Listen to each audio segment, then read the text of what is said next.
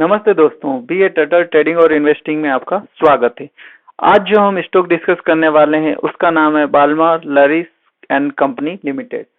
तो इस स्टॉक ने भी कप पैटर्न का ब्रेकआउट किया है, इसीलिए हमारे स्कैनर में आया था और हम इसको आज डिस्कस करने वाले हैं। तो इसमें हमारे कहाँ सपोर्ट, कहाँ टारगेट और कहाँ हमारी एंट्री हो सकती है। तो जो भी नए व्यूअर्स हैं उनसे रिक्वेस्ट है कि आप चैनल को सब्सक्राइब कर दें और बेल आइकन प्रेस कर दें ताकि आपको वीडियो के नोटिफिकेशन मिलते रहें।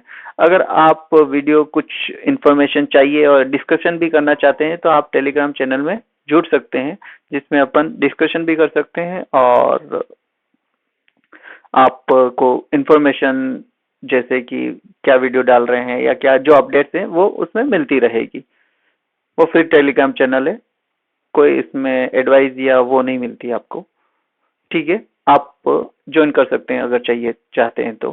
चलिए हम वीडियो को स्टार्ट करते हैं। तो पहले हम इसके फाइनेंशियल्स के बारे में जान लेते हैं और क्या करती है उसके बारे में थोड़ा जान लेते हैं। तो Balmer Lawrie and company limited engaged in the business of industrial packaging, greases and lubricants, leather chemicals, logistic services and infrastructure, refinery and oil field and travel and vacation service in India। मतलब कि काफी diverse field है इसका, बहुत सारी sectors में ये एक साथ काम करती है।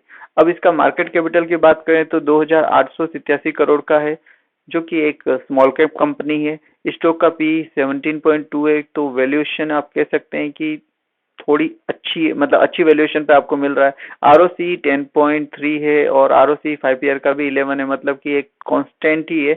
मतलब रिसेंट में ऐसा कोई तो नहीं, इसने नहीं किया है कि बहुत ज्यादा अच्छा परफॉर्म कर रहा है। जो 5 ईयर का जो एवरेज है वही एवरेज ये लेके अभी भी चल रहा है। प्रॉफिट वैल्यूएशन बात करेंगे तो 0.24 है, जो कि काफी कम है। अगर बुक वैल्यू और करंट प्राइस का कंपैरिजन करें तो करंट प्राइस बुक वैल्यू के डबल से थोड़े कम पे ट्रेड कर रही है। और आरओई जो रिटर्न है 10.2 है। इंटरेस्ट कवरेज की वैल्यू अच्छी है। डेप्थ नहीं है, लगता है बिल्कुल कंपनी में 0.07 डेप्थ टू इक्विटी रेशियो है।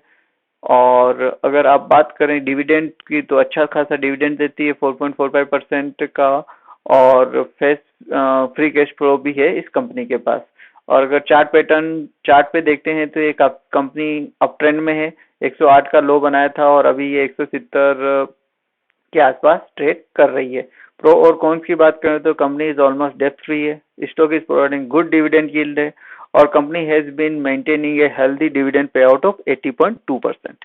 The company has delivered a poor sales growth और company has a low return. ये दोनों इसके कॉन्स में आते हैं। अगर पीयर कंपैरिजन करें तो ये डाइवर्सिफाइड इंडस्ट्री है और इसमें इसने लार्ज, तो इसने 3M से साथ बॉम्बे बर्मन, क्विस क्रॉप्स, नावा के साथ इसका कंपैरिजन कर रखा है।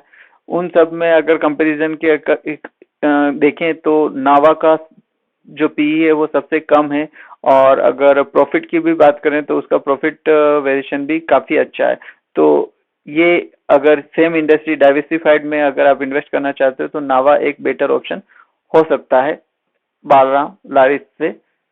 तो हम इसका चार्ट देखते हैं।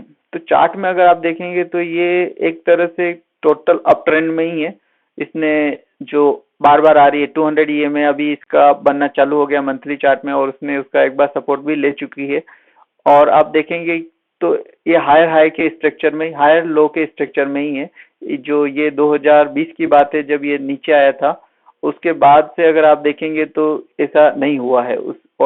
ऐसा पहले भी नहीं हुआ। आप देखिए ये हाई जो लो बना है पिछले लो से ऊपर है, ये जो लो है पिछले लो से ऊपर है, इस तरह से स्ट्रक्चर में ही है। तो अगर हम इसमें जो मेजर सपोर्ट और रेजिस्टेंस जो मार्क करने के लिए हम मंथली चार्ट देखते हैं तो अभी हम देखेंगे कि इसका जो लाइफ टाइम हाई पॉइंट है वो ये पॉइंट है। तो ये क्या होगा, हमारे लिए एक मेजर रेजिस्टेंस होगा ऊपर जाने के रास्ते में। तो रेजिस्टेंस हमारा रेड कलर में है। उसके बाद अभी तक इसने एक बार ये हाई बना चुका है और इस हाई को ब्रेक करने की कोशिश की है, लेकिन अभी ये उसी के नीचे ही ट्रेड कर रहा है। तो अगेन हमारे लिए एक रेजिस्टेंस तो ये भी होगा जो इसने अभी रिसेंट हाई बनाया है। अब अगर हमारे लिए सपोर्ट्स की अगर मैं बात करूं तो सपोर्ट्स हमारे लिए कहाँ होंगे, तो ये काफी नीचे से, यहाँ से लगभग 109 की प्राइस से ऊपर की तरफ ट्रेड कर रहा है सीधा सीधा। तो हम देखते हैं सपोर्ट हमें हो सकता है कि वीकली चार्ट में मिले। तो वीकली चार्ट में हम शिफ्ट होते हैं।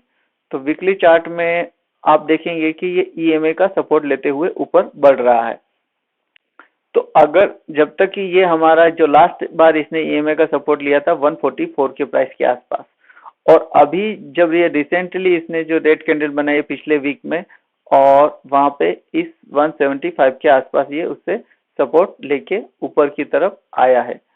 तो हमारे पास ये दो इसमें हमें वीकली चार्ट में सपोर्ट मिल गए हैं। अब अगर प्राइस ऊपर की तरफ 178 को ब्रेक करके ऊपर जाती है तो 199 के टारगेट के लिए इसमें बाइंग कर सकते हैं। तो इसमें भी स्टॉप लॉस हमारा काफी लंबा होगा, मतलब कि आप देख लीजिए कि 1:1 का आई थिंक ये ट्रेड बनता है, जो कि इतना अट्रैक्टिव नहीं होता है। अगर यहाँ पे अगर ब्रेकआउट कैंडल बनती है और एक छोटी ब्रेकआउट कैंडल बनती है और ऊपर की तरफ क्लोज होती है, तो हम उसके नीचे का स्टॉप लॉस लेके भी उसमें ट्रेड कर सकते हैं, तब ये ही ट्रेड हमारे लिए अट्रैक्टिव हो सकता है। अगर लेकिन कैंडल एक ही कैंडल बने और वो लंबी बन जाए तो उसमें आप ट्रेड नहीं कर पाएंगे, वो मुश्किल हो जाएगा, क्योंकि एक ही कैंडल अगर आपको पूरा टारगेट दे देगी, वीकली कैंडल या डेली कैंडल, तो फिर आप उसमें ट्रेडिंग करना मुश्किल हो जाएगा। अभी हम इसको डेली चार्ट में देखते हैं, तो डेली चार्ट में आप देखिए कि आज भी ये नेगेटिव में ट्रेड कर रही है। तो अगेन अगर ये सपोर्ट पे आती है और रिवर्सल दिखाती है तब, या फिर अभी इसने नया टॉप बना चुकी है, तो और इसको और ऊपर जाने का रास्ता नहीं है, मतलब कि आप देखिए एक बार ऊपर गई है, नीचे आके फिर से ऊपर गई, फिर अगेन नीचे आ रही है, तो ये अगेन यहाँ से फॉल होके भी नीचे भी जा सकती है। तो इसमें जब तक कि ये प्रॉपर पैटर्न नहीं बना दे या ऊपर की तरफ ब्रेक नहीं कर दे प्रॉपरली, तब तक इसमें बाइंग नहीं करनी है। आई थिंक कि आपको वीडियो पसंद आया होगा। वीडियो पसंद आए तो वीडियो को लाइक करें, चैनल को सब्सक्राइब करें और बने रहें हमारे साथ BA टर्टल ट्रेडिंग और इन्वेस्टिंग में। Thanks for watching the video.